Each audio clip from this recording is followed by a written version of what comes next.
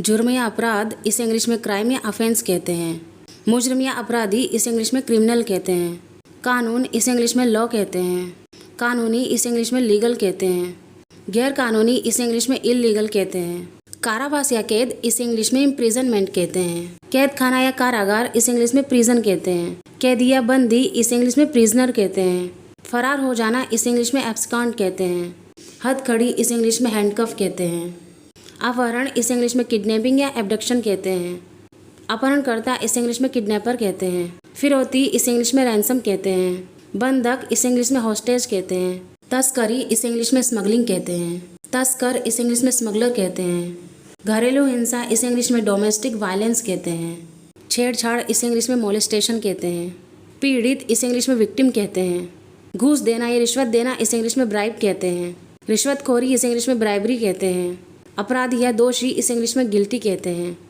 मासूम इसे इंग्लिश में इनोसेंट कहते हैं। चोरी इसे इंग्लिश में थेफ्ट कहते हैं। चोर इसे इंग्लिश में थीफ कहते हैं। चोरी करना इसे इंग्लिश में स्टील कहते हैं। डकैती या लूटपाट इसे इंग्लिश में रॉबरी कहते हैं। डाकू या लुटेरा इसे इंग्लिश में रॉबर कहते हैं। सेंधमारी इसे इंग्लिश में बर्गलरी कहते हैं। सेंधमार इसे इंग्लिश में बर्गलर कहते हैं। लूट मार इसे इंग्लिश में मगिंग कहते हैं। लुटेरा इसे इंग्लिश में मगर कहते हैं। जेब ढीली करना इसे इंग्लिश में पिक पॉकेटिंग कहते हैं। जेब कतरा इसे इंग्लिश में पिक पॉकेट कहते हैं।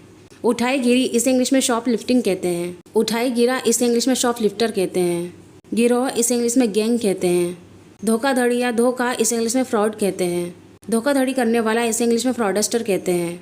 दंगा इसे इंग्लिश में रायट कहते हैं। दंगाई इसे इंग्लिश में राइटर कहते हैं। उल्लंघन इसे इंग्लिश में वायलेशन कहते हैं। सो फ्रेंड्स, आज के क्विज है फर्स्ट छेड़छाड़, सेकंड रिश्वतखोरी, इन्हें इंग्लिश में क्या कहते हैं कमेंट्स करके कमेंट्स बॉक्स में जरूर बताइएगा।